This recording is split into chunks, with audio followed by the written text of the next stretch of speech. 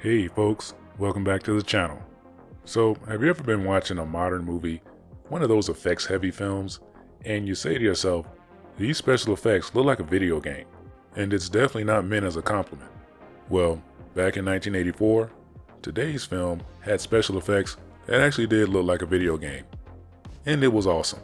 And even though those effects look extremely dated now, that's not the lens that I want to judge this film through. So let's have a talk about The Last Starfighter.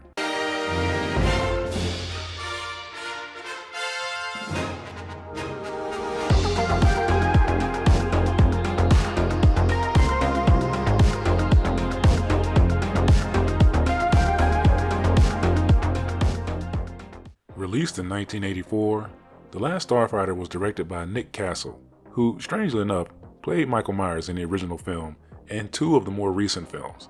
He was also the writer on Escape from New York and The Boy Who Could Fly, if you remember that movie. The film stars Lance Guest as Alex Rogan, Robert Preston as Centauri, Dan O'Herlihy as Greg, and Catherine Mary Stewart as Maggie. And if the name Dan O'Herlihy sounds familiar, it should.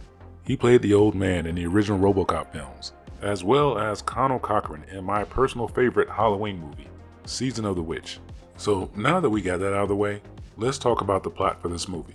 Alex Rogan is a teenager living in a rural trailer park called the Starlight.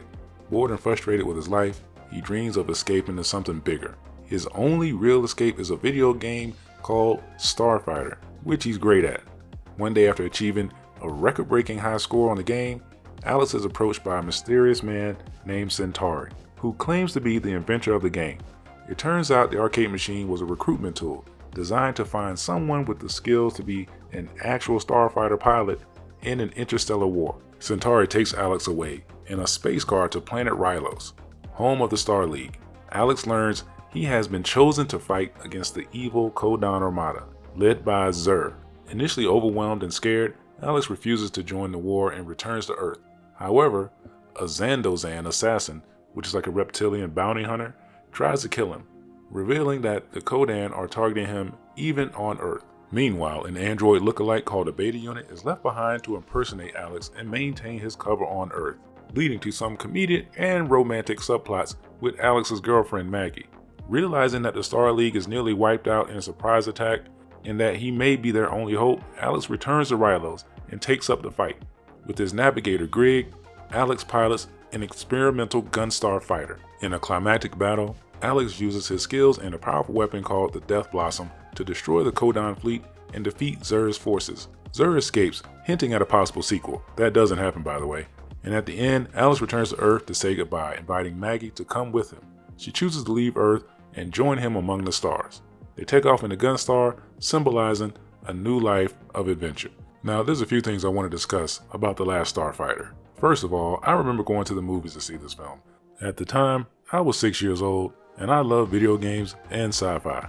I guess nothing's really changed in over 40 years. My dad took me to see it, and I remember loving this movie. And for the time period, the special effects, in particular the CG, were revolutionary for the time. However, like I said, they don't really hold up now. But I can see why the filmmakers went in that direction. Being that the plot of the film is based around a video game, you want the special effects to kind of match the video game, which they do. This gives all the space battle scenes a kind of cartoony effect, and I can totally understand how someone will be turned off by that. And depending on how you look at it, this film paved the way for modern CG, in good ways and bad ways. We all know there's plenty of movies nowadays that way overuse CG. This film actually only uses it for a few scenes, even though if you think back on it, you'd assume there was a lot more CG in this movie. Anyway, I say all that to say this. If you're watching this film now, you kind of have to watch it through the lens of 1984. Try not to be thrown off by the cartoony CG. The story of the film is very simple and easy to follow, and the film is pretty entertaining as a whole. And that brings me to the android version of Alex, the Beta Unit. For whatever reason, the Beta Unit seems like it has more personality than Alex. While researching this film, I did find out that the Beta Unit wasn't supposed to be as comedic as it turned out to be in the film, but test audiences loved it, so they went back in post-production and added a few more scenes with the Beta Unit, which explains why the Beta Unit's personality seems a bit different than the person he's imitating. Now, I don't know what parts of the film were shot in post-production, but I feel like something more could have been done to explain the abrupt realization that the beta unit is a robot by Maggie. I'm not Alex Rogan. What? I'm a beta unit. I'm an exact duplicate of Alex. So he's up there saving the universe while I'm down here for target practice.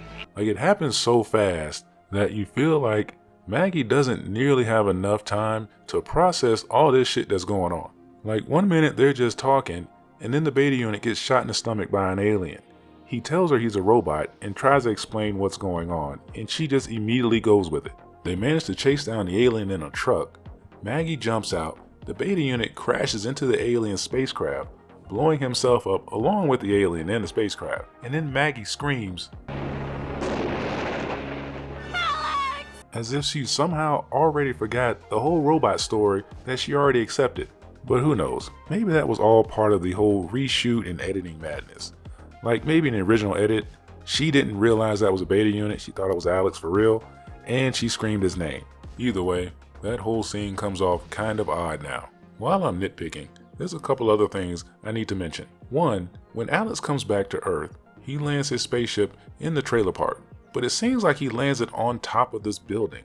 And I'm not sure what trailer park on Earth has a building strong enough to hold a starship. I mean, it's entirely possible that I'm seeing this wrong, because in the next scene, the ship is on the ground. So I'm not sure why they did it this way. Like, why not just show the ship landing on the ground first? And this is just a janky effect. Now, I have one last nitpick, and I don't want to seem like I dislike this movie. I actually really enjoyed watching it again, but I found myself checking how much time was left in the movie as I was watching it.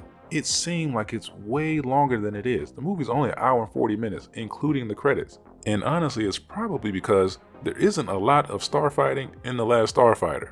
It really only happens during the climax of the film. Otherwise, most of the action in the movie takes place on Earth. Fortunately, the Earth characters ain't that bad. I've already mentioned the beta unit, which is probably the best part of the movie other than the space battles, but the side characters are all pretty good in their own right.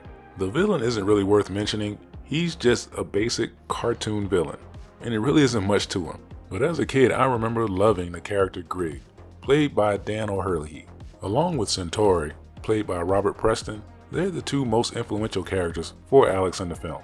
I remember first watching this in the theater. I was so hurt that Centauri died. Somehow he comes back at the end of the movie and it's not even explained, but who cares? I mean, it wasn't nearly as shocking as seeing Apollo Creed die in the theater the following year, or even more traumatic when I went to see Transformers the movie and Optimus Prime died. I was heartbroken. So Centauri wasn't that bad. So in conclusion, I still really like this movie. I mean, it's not going to be in my top 5 sci-fi films of the 80s, but it definitely gets an honorable mention. And if you haven't seen this film in a really long time, look it up. It may or may not be playing on streaming, depending on where and when you're watching this video, but you should definitely give it a shot. And like I said, you may have to look past the dated special effects when it comes to the space battle scenes, but otherwise, it's still a pretty good movie. Let me know in the comments if you've seen The Last Starfighter, if you love it, if you hate it, or if you've never even heard of it. Once again, I'm Steve, and I'll be back real soon. What the shit? I said back to sleep, Lewis, or I'm telling Mom about your Playboys. I just can't resist your intense animal magnetism. What?